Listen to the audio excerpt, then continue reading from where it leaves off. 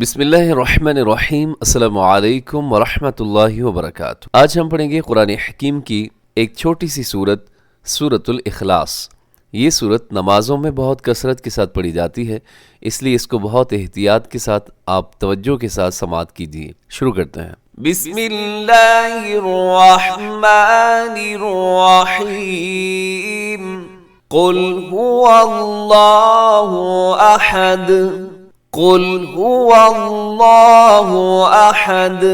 اس آیت مبارکہ کی تجوید دیکھیے گا۔ سب سے پہلے قل، لفظ قل سے یہ صورت اس کا بھی آغاز ہو رہا ہے، تو آپ نے اس میں بھی قاف جو ہے اسے موٹا رکھنا ہے، لام کو باریک رکھنا ہے۔ هو اللہ، یہاں لفظ اللہ کو آپ نے موٹا پڑھنا ہے، ہا پیش ہو، واو زبر لام ول، لام کھڑی زبر لام، هو اللہ، ہا پیش ہو، هو اللہ۔ لفظ اللہ کو یہاں پہ موٹا پڑھا جائے گا کیونکہ لفظ اللہ کے لام سے پہلے واو کے اوپر زبر ہے، تو اس صورت میں یہ موٹا پڑھا جائے گا۔ ہمارے یہاں بہت زیادہ ہوتا ہے کہ هو اللہ کر دیتے ہیں، هو اللہ، هو اللہ، تو یہ درست نہیں ہے، هو اللہ۔ لفظ اللہ کو خوب موٹا کر کے پڑھیے گا۔ اور آگے احد، احد، احد میں کیا ہے، ہا کا خیال رکھیے گا، اسے احد نہیں پڑھنا آپ نے۔ اور آخر میں وقف تو ہم کریں گے اگر تو کیا ہوگا کہ دال ساکن ہوگی، اور ساکن ہوگی تو دال قلقلہ ہوگی۔ کیسے؟ احد، احد۔ پھر اس کو سنیے گا، قل هو اللہ احد۔ نیکسٹ آیت دیکھیے گا، اللہ الصمد، اللہ الصمد۔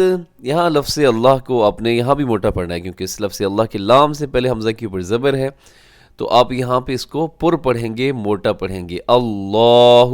آگے ہے جی الصمد، الصمد میں صاد موٹا رکھیے گا، اسے سمد نہیں پڑھنا آپ نے، سین کے ساتھ نہیں بلکہ صاد کے ساتھ ہے، تو آپ نے یہاں پہ اس کو کیسے موٹا پڑھنا ہے، اللہ الصمد، صمد۔ اور یہاں بھی آخر میں دال ساکن ہوگی تو دال پہ قلقلہ ہوگا، یعنی اس کی آواز کو ڈبل کریں گے۔ آیت نمبر 3 دیکھیے گا، لم یلد ولم یولد، لم یلد ولم یولد۔ جی یہاں پہ ایک جو مسٹیک ہوتی ہے لم یلد میں، ایک تو لوگ میم کے اوپر تھوڑا آواز کو ناک میں لے جاتے ہیں، جی کیسے، جیسے لم یلد ولم یولد، تو یہ درست نہیں ہے۔ یہاں میم کا اظہار شفوی ہے، تو آپ یہاں اس کو تیزی سے پڑھیں گے، لم یلد، لم یلد۔ آگے، اور اس میں دال قلقلہ ہے، آگے ولم یولد۔ اب یولد میں اسے تھوڑا سا لمبا کیجیے گا، اس میں واو مدہ ہے، اسے یولد نہیں کرنا آپ نے، ولم یولد، لم یلد ولم یولد۔ اور آخری آیت دیکھیے گا، وَلَمْ يَكُنْ لَهُ كُفُوًا أَحَدٌ، وَلَمْ يَكُنْ لَهُ كُفُوًا أَحَدٌ۔ وَلَمْ يَكُنْ لَهُ، یہاں بھی میم کا اظہار شفوی ہے، اور يَكُنْ لَهُ اس میں نون سائلنٹ ہو جائے گا، ختم ہو جائے گا کیونکہ یہاں پہ ادغام ہے، تو يَكُنْ لَهُ، يَكُنْ لَهُ۔ آگے کفوًا احد، کفوًا پہ تنوین ہے اور اس کے بعد حمزہ ہے، اور جب بھی تنوین کے بعد حمزہ ہو، حمزہ حروف حلقی ہے، تو یہاں پہ اظہار حلقی ہوگا، یعنی آپ اس کو تیزی سے پڑھیں گے، یہاں غنہ نہیں کریں گے، کفوًا احد۔ اور یہاں ایک جو مسٹیک ہوتی ہے کفوًا احد، کفوًا یعنی فا کو ساکن کرتے ہیں، جو درست نہیں ہے، کفوًا احد، اسے کفوًا احد بھی نہیں پڑھنا، واو کا کے اوپر دو زبر ہے، کفوًا، کفوًا احد۔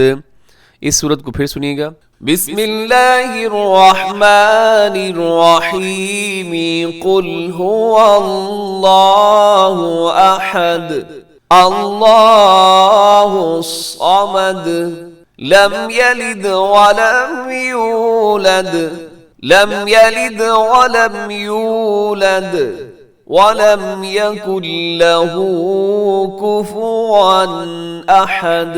صدق اللہ العظیم۔ اس کا ترجمہ سماعت کر لیجیے، قل هو اللہ احد، کہہ دیجیے کہ وہ اللہ ایک ہے، اللہ الصمد، اللہ بے نیاز ہے، یعنی اللہ کسی کا محتاج نہیں ہے، سب اس کی محتاج ہیں لیکن اللہ کسی کا محتاج نہیں ہے۔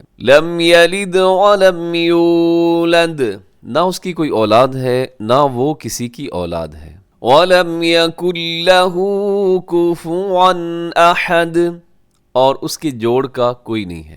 بعض کافروں نے نبی کریم صلی اللہ علیہ وآلہ وسلم سے یہ سوال کیا تھا کہ آپ جس خدا کی عبادت کرتے ہیں وہ کیسا ہے، اس کا حسب نسب بیان کیجیے، ان کا تعارف تو کروائیے۔